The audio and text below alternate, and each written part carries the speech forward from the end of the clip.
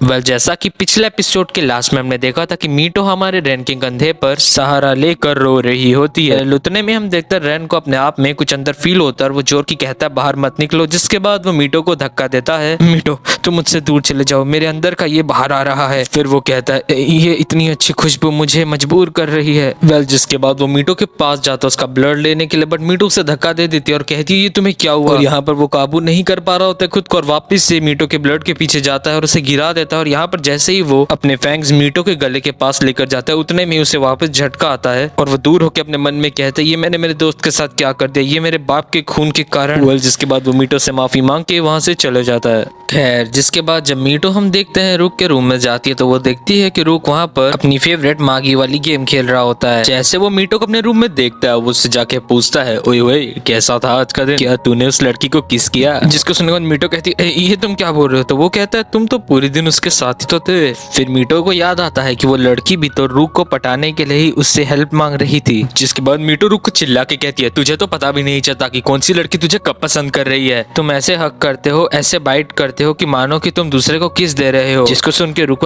ये क्या कह रही है। मीटो अपने मन में कहता है ये क्यों मेरी तरह ज्यादा लग रहा है, मैं तो मीना के बारे में बोल रही थी ना, वो लड़की के बारे में।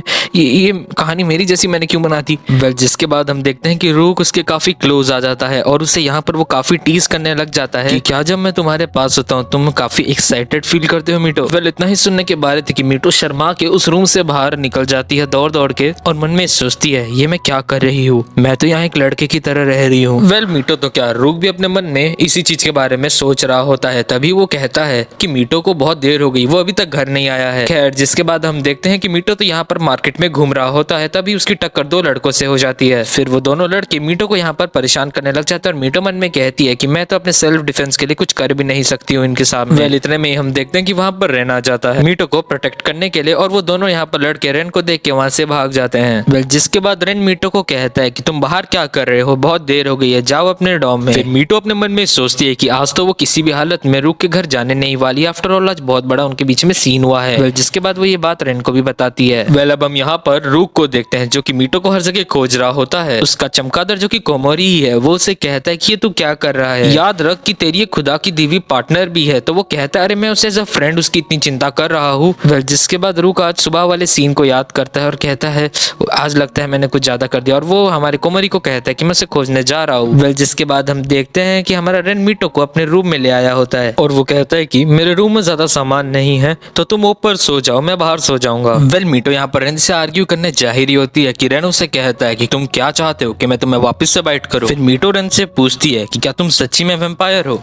जिसके बाद रेन मीटो को बताता है कि वो डैम्पायर है, यानी कि आधा ह्यूमन और आधा वैम्पायर, जिसके ही कारण बचपन से कोई भी उसके साथ रहना पसंद नहीं करता था। ह्यूमंस तो छोड़ो, वैम्पायर्स भी उसे बिल्कुल पसंद नहीं करते थे क्योंकि वो एक डैम्पायर है। और वो कहता है कि इस दुनिया में सिर्फ मेरी एक ही साथी थी, वो मेरी माँ थी और मेरी माँ को भी मेरे वैम्पायर बाप ने अपने साथ वैम्पायर बना दिया। फिर वो मीटो को कहता है मैं शुरू से ही अकेला रहा हूँ और मीटो से कहती है कि ये तो सेम स्टोरी मेरी भी है, तुम्हें भी पता है कि मेरे मॉम एंड डैड भी काफी पहले ही गुजर गए थे और मेरे रिलेटिव्स भी मुझे बस खिलौने की तरह इधर से उधर ही करते गए। इन सब के ही दौरान मीटो बात काटती है और कहती है कि अच्छा ठीक है मैं समझ गई, मैं ऊपर सोती हूँ और तुम नीचे सो। फिर मीटो कहती है अरे मैं तो अपना पजामा मेरे पास है नहीं, मैं क्या पहन के सोऊंगी। जिसके बाद वो कहती है कि मुझे एक आइडिया आया और फिर नेक्स्ट सीन में हम देखते हैं कि वो रेन की ही शर्ट पहन ली होती है। सोते समय मीटो रेन को कहती है शुक्रिया रेन, तुम मुझे हरदम बचाते हो, मुझे पता है कि तुम चाहते हो कि मैं भी वैम्पायर ना बनूं तुम्हारी माँ की तरह, शुक्रिया रेन। और ये सुन के तो रेन शर्माने लग जाता है। इसी दौरान मीटो अपने मन में सोचती है कि रूक आखिर क्या कर रहा होगा। नेक्स्ट सीन हमें रूक का ही दिखाया जाता है जो कि यहाँ पर सोच रहा होता है कि मैंने पूरा शहर छान मारा पर मुझे मीटो कहीं पर भी दिखाई नहीं दिया, आखिर ये कहाँ चले गया है। खैर मीटो के सोने के बाद हम देखते हैं कि रेन अपने जगह से उठता है और वो मीटो के पास जाता है। फिर वो अपने मन में कहता है कि मीटो एक लड़का है परंतु मुझे क्या पता ये क्या हो रहा है। और फिर हम देखते हैं कि वो यहाँ पर मीटो के काफी क्लोज जाता है। तभी मीटो नींद में रूक का नाम लेती है और रेन को यहाँ पर कुछ देर पहले हुआ सीन याद आता है जिसमें कि मीटो से कह रही होती है कि इस दुनिया में भी उसे कोई नहीं चाहता। जिसके बाद रेन उसके आंख से निकलने वाले आंसुओं को पोंछता है और उसके बगल में लेट जाता है और कहता है कि मैं हमेशा तुम्हारे साथ रहूंगा मीटो।